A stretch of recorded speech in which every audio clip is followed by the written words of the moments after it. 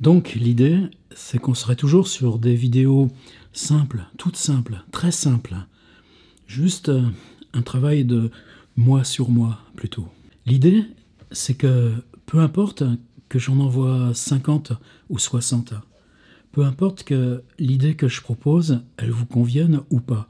Si celle-ci vous convient pas, il y en aura une autre. Comme il y en aura beaucoup, à vous de les choisir selon votre rythme, selon votre accroche, selon la façon dont le texte en cours appelle cette proposition ou pas pour avoir son propre développement. Parce qu'au départ, il va vraiment s'agir d'aller à tâtons. À tâtons pour vous, à tâtons pour moi. Attention, c'est pas un renoncement. Au contraire, c'est la façon de laisser flotter en laissant passer l'écriture en avant. Parce que l'écriture va nous surprendre, petit à petit, on va prendre appui sur elle et on va cheminer avec elle, et c'est elle qui va organiser le voyage. Je rappelle le but, si on a sur 4 mois, 15 juin, 15 septembre, environ 50 ou 60 idées que chacun va suivre au moins partiellement, chacun va arriver avec quelque chose qui ne s'appellera pas nouvelle, quelque chose qui ne s'appellera pas roman. Ces catégories-là ne m'intéressent pas. M'intéresse d'accompagner la spécificité de chacun dans la fiction. Par contre, oui, on est dans prose narrative, on est dans prose fictionnelle, on est dans récit. Mais après, imaginaire, fantastique, non-fiction, caractère autobiographique, rien de ça n'a de vraie importance. C'est au contraire le fait, je ne sais pas combien on va être, 50, 60, peut-être 100, peut-être 120, ça compte pas, mais j'ai bien envie que ce soit ça aussi pour moi, le défi. Une écriture de flux, de mon côté, une écriture du nombre, du vôtre, et que les textes qu'écrivent chacun, ce soit, pour ça que le début, il faut amorcer la pompe, à la fois mes propositions, mais à la fois vos réactions ou vos impulsions à la lecture des autres textes. Et on ne va pas mettre en ligne selon chaque proposition. Tout de suite, je vais faire une page par contributeur. Et chacun va la nourrir, l'augmenter, la développer. Cet été, ça va être l'enjeu, le défi principal. Donc, je suis là pour faire le job. L'idée dont on ne décrochera pas, c'est que chacun, au bout du compte, ait construit une ville. Avec ses personnages, sa spatialité, sa géographie, ses actions, ses tensions, ses retours sur soi-même, l'inscription de soi-même qui se fait à partir de l'idée de la ville. Commencez par regarder autour de vous dans votre bibliothèque. Elles sont où les villes dans les livres? Et dans les livres qui ne parlent pas d'abord de ville, qu'est-ce qu'il y a comme ville sous-jacente qui organise le livre? On est dans un terrain fou d'imaginaire et de structuration.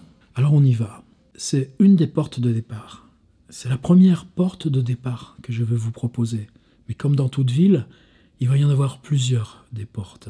Je les signalerai. Je dirai, peut-être j'y reviendrai, la 4e ou la 7e proposition. Je dirai, attention, cette 7e proposition est aussi une de celles qui peut servir de porte d'entrée pour votre travail.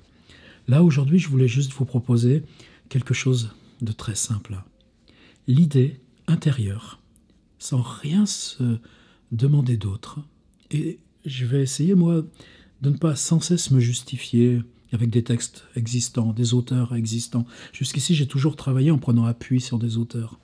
Là, je vais les tenir à distance, se référer simplement à l'aventure mentale, à l'aventure imaginaire. Je souhaiterais simplement que vous vous placiez dans la situation intérieure d'un retour. On revient dans un lieu où on a été, un lieu où peut-être on est venu il y a très très longtemps. Mais attention, cette idée intérieure de retour, on peut la voir dans l'immédiat, dans ce qui nous entoure au plus près, dans un point quelconque, justement, de la ville où on travaille, du lieu où vous vivez. C'est cette impression que revenir spatialement est une sorte de retour en soi, d'entrer dans une coquille de déjà vu, une coquille de déjà vécu. Alors évidemment, ça se prête aussi à des retours loin dans l'enfance. Revenir dans une maison, ou passer devant, ou se planter devant un lieu qui a été le vôtre il y a si longtemps, à tel moment de l'enfance, de l'adolescence, d'une année dans une ville, un stage, études. Et ce sera toujours ça la difficulté, que je n'entrerai pas dans plus de détermination. La détermination seulement intérieure. Cette sensation que j'ai de revenir. Et dans cette sensation de retour, que vous preniez le temps.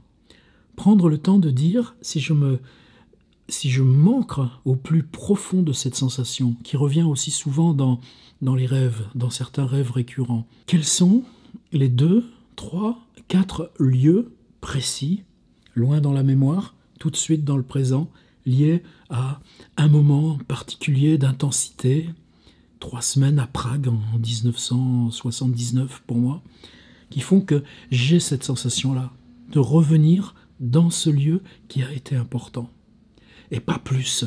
Surtout pas, c'est ça la difficulté en fait, c'est une difficulté négative. C'est se dire, je m'ancre dans cette situation, je reviens.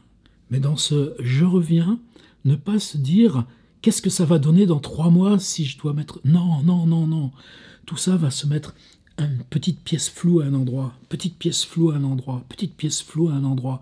Et plus ces pièces, on va les accumuler, plus elles vont déterminer une masse qui va petit à petit devenir forme, et devenir forme inouïe, devenir forme vivante. Pour l'instant, on les attrape une par une, sans même essayer de les mettre en contact, surtout sans essayer de faire des suites, des après. Tout ça, sur 50 ou 60 pistes, on a largement le temps de les explorer toutes. Alors attention, je voudrais quand même vous donner une piste narrative. Je voudrais que pour ce point de départ, on ne se serve pas du jeu. On va travailler sur le jeu, mais on va travailler d'autres façons sur le jeu. On va travailler sur des jeux qui seront tenus à distance. Donc là, intérieurement, c'est vous qui conditionnez. Intérieurement, c'est vous qui cherchez ce retour. Il ne s'agit pas d'aller décrire un lieu biographique ou prendre dans le réel au jour le jour cette sensation de retour, mais la traiter d'après sa capacité de réel, puisqu'on le trouve par l'imaginaire et par une perception du retour qui, de toute façon, va affecter la perception des lieux, le sensible de cette bulle de réel que vous allez mettre en place. Je vous laisse libre de savoir est-ce que c'est une vue fixe, est-ce que c'est une traversée de maison, comme dans les débuts de Balzac. J'ai dit que je ne parlais pas d'auteur pour l'instant. Mais par contre, traitez-la, vous pouvez très bien, tiens, si je mets un autre nom d'auteur, et je triche encore, Daniel Colobert, dans Dire 1 et 2, il y a des infinitifs, il y a des phrases nominales, sans verbe, mais il n'y a jamais de « je, tu, il ». Il peut y avoir des « tu », c'est différent. Mais là, j'aimerais que ce soit à la 3e personne. Si je mets, si je franchis encore une fois mes interdits, repensez à ces magnifiques débuts de Kafka dans l'Amérique, le procès, le château, une lettre, une initiale. Attention, c'est la sienne, K, Joseph K. On n'a même pas besoin de donner un nom au personnage. Il est trop tôt. Juste tenir le fait que ce soit à la 3e personne, que vous exploriez cette sensation du retour qui subjectivement est la vôtre, se place dans un point précis. Et je vous dis, gardez bien en tête que probablement si vous vous concentrez sur cette sensation, vont émerger 3, 4 pistes possibles. Gardez-les bien présentes. Ensuite, choisissez-en une, et puis sur celle-ci, mettez en place le lieu, cette relation du personnage au lieu, son mouvement, les perceptions des couleurs. Tout ça, on va revenir. Tranquillement, tranquillement. La difficulté de cette première proposition, c'est précisément de rester légère, parce qu'on a bien d'autres choses après. Se concentrer sur cette sensation. Je reviens. Se concentrer sur les 3, 4 pistes pour vous sont associées à cette sensation. En choisir une et développer l'image. Ça peut être juste un bloc de 5 ou 10 lignes. Souvenez-vous que ma première idée pour cet atelier, c'était de dire « Moi, je me permets de balancer une vidéo tous les jours. » Elle fera comme ça, 10-11 minutes. Pas plus, mais c'est un petit peu mon rythme. Ce sera comme un feuilleton cet été. Ce sera ma propre histoire à moi, que cette histoire que je me raconte, qui engendre d'autres histoires à distance. Et ça, c'est important, autant de l'Internet, autant de la profusion, de la masse des textes. Il y a toutes ces réalisations qui vont se démultiplier, mais il y a le fait que chaque récit nous mette en relation avec la totalité des autres.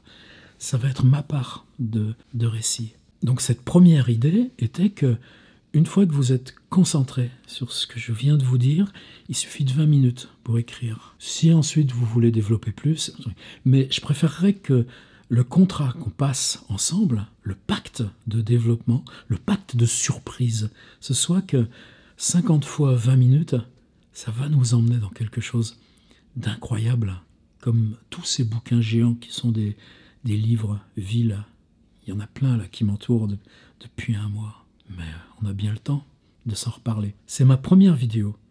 C'est la première étape d'un feuilleton qui s'annonce long, mais totalement inédit pour moi. Vous pouvez dès maintenant m'envoyer comment vous réagissez narrativement, troisième personne, à cette idée du « je reviens ». Attention, « je reviens » transféré dans le personnage à la troisième personne. À demain la suivante.